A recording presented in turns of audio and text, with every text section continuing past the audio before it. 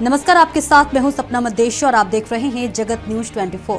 तो आइए शुरुआत करते हैं कुछ खास। गुजरात सूरत मांडवी तालुका में गोदावाड़ी गांव के टेकरा फलिया में 25 वर्षीय युवती की हत्या और घर में लूट की सनसनीखेज घटना सामने आई है। पुलिस में दर्ज शिकायत के अनुसार अज्ञात आरोपी ने घर में घुसकर युवती की हत्या करने के बाद सोने के आभूषण, चांदी के सामान, नकदी और मोबाइल फोन समेत कुल करीब 2.5 लाख रुपए का सामान लूट लिया। पुलिस शिकायत के अनुसार घटना 23 अगस्त की रात करीब 8:30 बजे से 24 अगस्त 2025 की सुबह 3:30 बजे के बीच की बताई गई है। मृतका की पहचान 25 वर्षीय सुदेव उर्फ नटू भाई रणछोड़ भाई पटेल निवासी गोदावाड़ी मांडवी के रूप में हुई है। शिकायत के अनुसार युवती के सिर पर प्लास्टिक की थैली पहनाई गई थी और उसके गले में चार्जिंग केबल का तार बांधा गया था और दोनों हाथ कपड़े से बांधे गए थे। इसके बाद आरोपी ने घर की अलमारी खोलकर सोने के आभूषण, चांदी के आभूषण करीब 34,000 नगद और मृतका का एंड्रॉइड मोबाइल फोन समेत सामान लेकर फरार हो गया। घटना की जानकारी मिलने के बाद मांडवी पुलिस मौके पर पहुंची और जांच शुरू की है।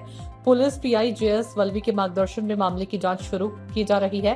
पुलिस ने अज्ञात आरोपी के खिलाफ मामला दर्ज कर उसकी तलाश शुरू कर दी है। फिलहाल पुलिस घटनास्थल से मिले सबूतों और अन्य सुरागों के आधार पर आरोपी तक पहुंचने का प्रयास कर रही है और मामले में आगे की जांच लगातार जारी है। संवाददाता दीपेश भाई रामानंदी की रिपोर्ट। માંડવી પોલીસ સ્ટેશનનું ગોદાવાડી ગામ છે, મોટું ગામ છે અને ત્યાં ગત રાત્રે એવી ઘટના બની છે કે અહીંના વાસુદેવભાઈ પટેલ જે છે એ દર્શનાર્થે ગયા હતા, એ અને એમના પત્ની અને એમની દીકરી ઘરે એકલા હતા।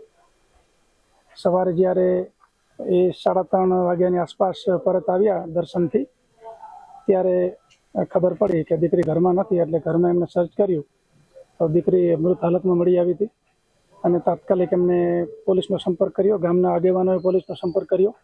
તાત્કાલિક અમારી તમામ ટીમો, થાણા અધિકારી, ડીવાયએસપી, અમારી એલસીબી એસઓજીની ટીમો આ તાત્કાલિક આવી અને પ્રાથમિક રીતે ડોગ સ્કોડ, ફિંગરપ્રિન્ટ અને એફએસએલ તમામને બોલાવી કાર્યવાહી કરી રહ્યા છીએ। અત્યારે એમની ફરિયાદ લઈ અને તપાસ અમારા માંડવી પીઆઈ વડવી કરી રહ્યા છે। અમારી તમામ ટીમ આ બાબતે સક્રિય છે। કોઈ પણ ભોગે સત્વરે ગુનો ડિટેક્ટ કરી અને કાર્યવાહી કરીશું। સાહેબ, જે ઘટના બની છે એની અંદરના રોકડા અને બીજી કઈ વસ્તુ એવું કોઈ પ્રાથમિક? હા, પ્રાથમિક રીતે તપાસ કરતા અને દીકરીના માતા પિતા છે એમની પૂછતાછ કરતા જે ઘરની અંદર તિજોરી છે, તિજોરીમાંથી કિંમતી ચીજો ગઈ છે એ અમે ફરિયાદ લઈ રહ્યા છીએ એ બાબતની અને આના કારણો શું હોઈ શકે, જે તિજોરી જે છે એ ખોલવાની જે એમની એમો છે આ તે બધું ચેક કરી રહ્યા છે। ખાસ કરીને દીકરીને જે હત્યા કરવામાં, કયા પ્રકારની કઈ રીતે હત્યા કરવામાં આવી છે? એનું પેનલથી બહુ ગંભીર કેસ છે એટલે પેનલ ડૉક્ટરથી પોસ્ટમોર્ટમ કરાવીશું। એ બાબતે ખાસ કાળજી રાખીશું અને ડૉક્ટર જે ઓપિનિયન આપશે ત્યારબાદ ચોક્કસ ખબર પડશે કે મૃત્યુ કઈ રીતે થયો છે। પ્રાથમિક તબક્કે શું લાગી રહ્યું છે મૃત્યુનું રીઝન?